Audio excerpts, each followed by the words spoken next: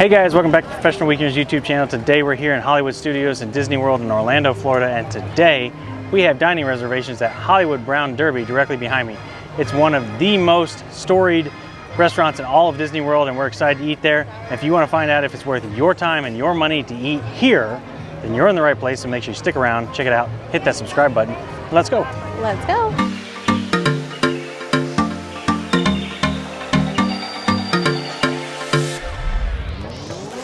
All right, y'all, like we said, we were here in Hollywood Studios today, one of our favorite parks. I think we say that at every park, but whatever. Anyway, all that to be said, this is our in our professional opinion series. So what that means is we go around and we visit all of the restaurants in Disney World, and then we give them a score, compare them against the others, so that you guys know where to spend your money whenever you're coming here for meal options. All right. Yeah, it's part of our never-ending quest to eat all the sit-down restaurants in all of Disney and compare them against each other. Yeah. There's a ton of them, and we've eaten at a lot. And there's still so many more to go. So you want to find out what the best restaurant is in all of Disney World? Maybe it's then make sure you hit that subscribe button. All right, let's go. So we're gonna get checked in online, and then we'll get you guys inside with us, and you guys know where we're sitting, what we're eating, and all that stuff. So let's go. Smile. Mm-hmm. So do you know the lore behind it? What? Do you know the lore behind this hotel or this restaurant? So, from what I understand, there is a restaurant in Hollywood where a lot of the Imagineers would go, Walt would go, and they replicated. I think it's had like a lot of meetings there, and it became like a place to, I guess, kind of see and be seen. So they replicated one here in Walt Disney World. So originally, there was two locations in Hollywood for the Brown Derby. So apparently, the original one was like the place to be and be seen, right? So. Apparently, the one in Hollywood, this is where Clark Gable proposed to Carol Lombard. This is where apparently Lucille Ball and Jack Harley fought a duel with flying dinner rolls. Would you imagine Lucille Ball? I can't imagine Lucille Ball having a food fight in a fine dining restaurant. There you go. Okay, so here's a look at the menu, as well as here's the drink menu. Plenty of cocktails and bourbons and wines, all sorts of stuff. All right, so our complimentary bread just hit the table. Let's see what we got here. Some rolls. And then he said this was butter with red sea salt. I think that's what he said. Red sea salt? I think that's what I heard him say, but Does it come from the Red Sea or is it just red? I think this might be red. It comes from AC, not Atlantic City though. Not that AC. Rolls are nice and hot. It's bread. It's bread? Okay. It's a French baguette kind of style. Yeah. You know, nice and warm, buttery, soft. What do you expect? Alright guys, so our appetizers just hit the plate, or just hit the table, rather. I got the stone fruit burrata, which looks really good. So we got some, looks like peaches there, and some burrata. And then Lewis got the crab louie. Quite large. Well, mine is just doesn't have a ton there. Wimpy, wimpy, wimpy. Hefty, hefty, hefty.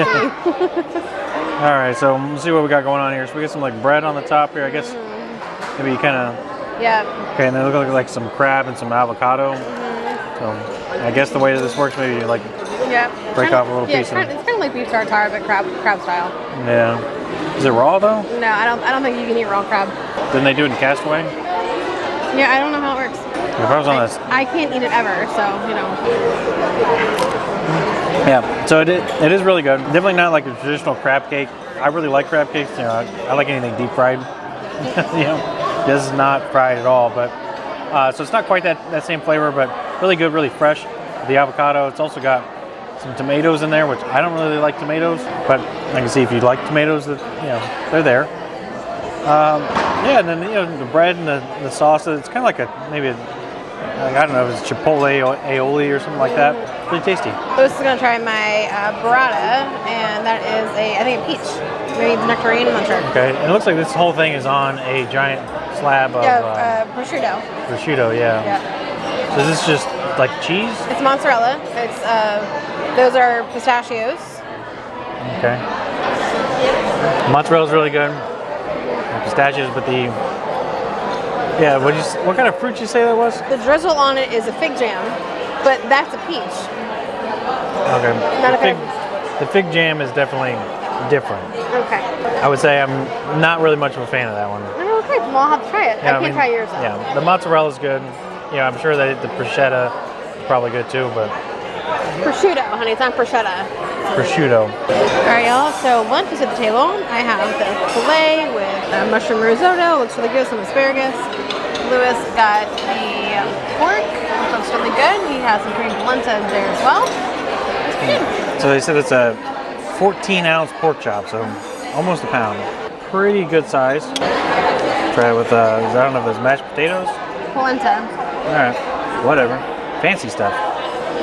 For a fancy man. That is really good. Yeah. I like it a lot too. Yeah. Whatever that is. I'm gonna, okra maybe? I'm not sure. Yeah, I think so. Fried okra. I don't think it was fried. I think it was like seared. Okay. You want to try mine? Not. That's good. Yeah, so I think that was just a pepper. Tastes like a pepper soaked in vinegar. Yeah. But anyways, we're gonna try Christine's steak now too. So what do you got? What do you got going on underneath of this So thing? I got asparagus, and then it's mushroom risotto, and then there is brown truffle butter on top. Okay. Oh, that is super tender. Yeah. And that truffle butter is kind of lean in. I'm trying not to destroy your plating too much. Feel bad because I always get to eat your food first, but we do it for the vlog. Yeah. Not because of patriarchy. Thank you for the clarification, honey. So perfectly, a little undercooked. How'd you get it? Medium rare. Medium rare is definitely on the rare side, yeah. Melt in your mouth. The flavors are delicious. Yeah. Really good. Really super tender. If I had it my way, I probably would get it a little bit more cooked. Yeah, maybe on a little bit more medium. But the flavors are really, really good. And it's kind of up to how you like your steak cooked, but very good. I don't think you go wrong with either dish. All right, so steak is really good, very tender, very flavorful. The butter is really good. It hasn't really fully melted onto the steak, so it's still kind of just like pulling on it, which I'm here for. The asparagus is super tender, and the risotto is super flavorful. I am not a fan of pork, but I can smell Lewis's and it smells really good. But the polenta that he has is stellar. So all in all, I think pretty good so far. All right, guys, and here is the menu for dessert. And after dinner drinks and some ports and some dessert wines and more coffees. Yeah, back when I used to drink, I always did enjoy a good dessert wine port. Those are good. They're tasty. No, they're not. It's rubbing alcohol. It's really sweet. It's all rubbing alcohol. So let you guys know what we pick momentarily. I'm going with the creme brulee. All right, so dessert has hit the table. So I got the creme brulee. This looks amazing. And then this is the grapefruit cake. Yes. So definitely very interesting. All right, so. I think those are cherries on it. Yeah, I don't know. Maybe. No, let's try one and find out. So those are cranberries. You guys okay. I'll take your word for it. Yeah. Tastes like ocean spray. Alright. Can't ever really go wrong with creme brulee. Yeah. Very good. So this is the house favorite grapefruit cake. I'm not really a big fan of grapefruit. So with that, it is a vanilla sponge cake. Okay. Cream cheese icing, and then a drizzle of grapefruit syrup. Right. The cake itself is very good. Like I said, I'm not a grapefruit fan. It's kind of sour. It's a really potent, sour grapefruit taste to it. So I think if you like grapefruit, probably good, but I'm not a fan, so I don't personally like it. Lewis's creme brulee is really good, very creamy, very crunchy on top, and I really like the spiced fruit on top of it. To your point, this is very grapefruit forward. So you know how there's sometimes sweet grapefruit, and then there's more like tart grapefruit. This is more tart grapefruit. Not bad, but just expect that. If it was a different topping, maybe like a raspberry, I think I would be a little bit more inclined to it. But yeah. I don't hate it. It's just okay. All right, now for Lewis's favorite event of the night. Is it my favorite? Yeah, I think so. So the Damage today. This is one of the more expensive restaurants for sure, but and we knew that coming in. Yeah, we did. Bill today, after our 10% annual pass holder discount, was $152 even before tip. Yeah. So with tip, that puts us up into like the 180 something. Yeah. So yeah, not cheap at all. Managed to be under 200, so my estimation was 200, but still it's a pricey lunch. But my dinner was pretty good though. Lunch was pretty good, so. Yeah. All right, so after this, that's all you get to eat this week. Yeah. So I hope you enjoyed it because okay, that's it. That's the whole budget. That's all of it. That's it. Yeah. Well, considering I was supposed to Kroger to go order, and that's exactly how much our week's worth of groceries were. Oh, okay. Yeah. That being said, though, the food was really good. Yeah. So you get what you pay for. Yeah. All right, guys, so we're going to head on out and find a quiet corner and give you guys our professional opinion about the restaurant. We'll give you guys like some tips and tricks and give you our ratings and see how the Brown Derby, the Hollywood Brown Derby, stacks up against all the other restaurants. So let's go do that. All right, guys. So we had an amazing meal there at the Hollywood Brown Derby, and now it's time for our professional opinion. So this is where we rank each restaurant out of 5 categories. Score those 5 categories 0 to 10 points. For each of us, that'll be a total score of 100. So those 5 categories are ambiance, variety of menu, plating, taste, and overall value. All right, honey, so what was the vibe of the Hollywood Brown Derby? So I really enjoyed like the nostalgia of it, you know, the old school Hollywood. Yeah. You know, it seems like in the original restaurant there's tons of famous people from the era that has eaten there. But that being said, you start to realize that a lot of the autographs and the caricatures that are all over the restaurant are duplicates. Very similar, yeah. Each one of those people must be up on the wall 4 or 5 times, At and so it's least, not as unique as it really feels. It is kind of neat how it feels like it's, you know, sort of 1950s. It's like mission style, California vibe inside. Yeah, the waiters all wear like their tuxes and everything. Yeah. But at the same time, too, I don't really feel like it was over the top indulgent. While it was nice, I wouldn't say it was fantastic, and I'm going to give them a pretty solid score of 7. Yeah, I can agree with you on that one. You're not going to see Chip and Dale. You're not going to see any of the princesses there. So just something to consider that way. This is not like a character meet and greet. So with that, I will agree with you on your score. I'll give them a 7 as well. All right, in terms of variety of menu, you know, so with that, it's typically what we always deal with here at Disney, right? There's not a ton of things on the menu. It's not the Cheesecake Factory. It's not Outback Steakhouse, right? It's more curated for a couple of dishes. And what we had, I guess, did pretty well. So with that being said, I'm going to give them a score of a 7, mainly because there was plenty of options in terms of different proteins for the mains, and there was a couple of vegan options as well. It's definitely like an upscale sort of restaurant. I think the options are kind of limited. You kind of joked at one point that you thought that the waiter recommended pretty much everything on the menu. Yeah.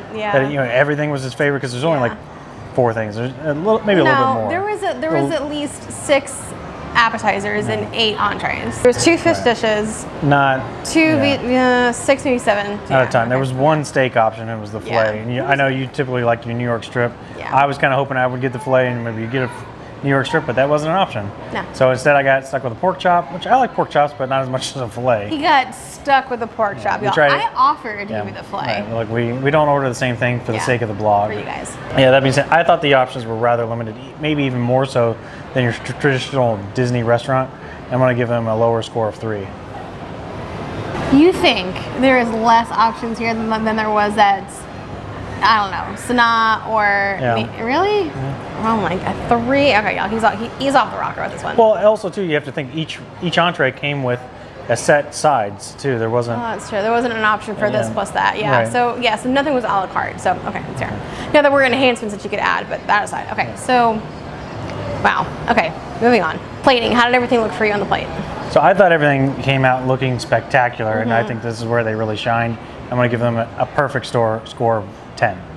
Yeah, I thought your crab louis looked really good. I think my entree looked really good as did yours. You know, I'm not going to give them a perfect 10 because I can I give them a 10? I'll give them a 9. I'll give them a 9. So how did everything taste for you? I think the mains were really good. I did not care for the vegetables that were on my plate. I tried all those. Also, I had a really weird spice on my pork chop at one point. There was just like 2 little pods of something. We're not sure what they were. It tasted kind of minty.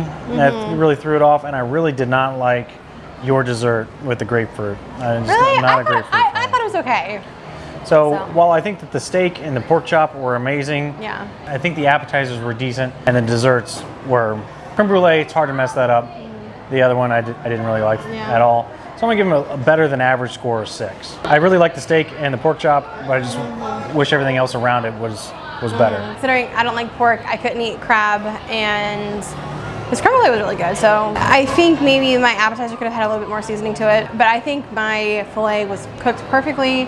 My risotto was fantastic. I love the asparagus that was with it. So all that being said, I'm going to give them 8 points. Honestly, I thought yours was okay. Your pork was okay too. Yeah, I'd say I like the pork. Yeah. I like the meat. The pork and the filet were fantastic. Yeah, your polenta was really good. If it was just on those 2 alone, they'd be in the 9 category. Yeah, But okay. I think the other things just kind of drag them down. All right, in terms of overall value, honey, what do you think? So this was an expensive one. Yeah. And keeping with my tradition, just because that's how we've always done it. That's how you've always done it. Well, you got to keep it consistent. Being under $200, but still over $150. It's an expensive meal for lunch. Yeah, that comes out to a score of 3 for me.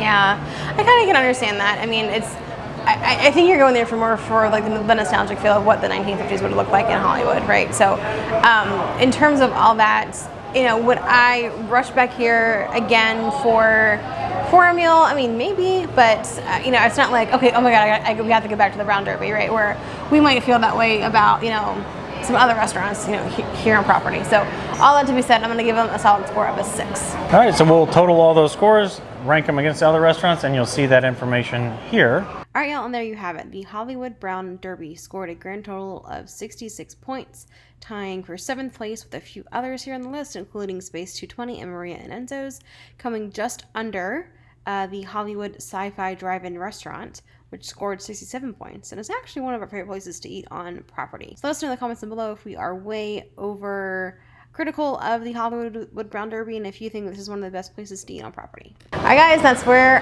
you know, the Hollywood Brown Derby here in Hollywood Studios ranked. So let us know in the comments down below. Do you agree with our assessment?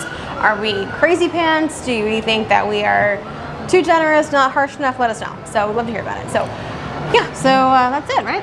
Yeah. So with that being said, we are out of here, and we'll see you next weekend. Bye.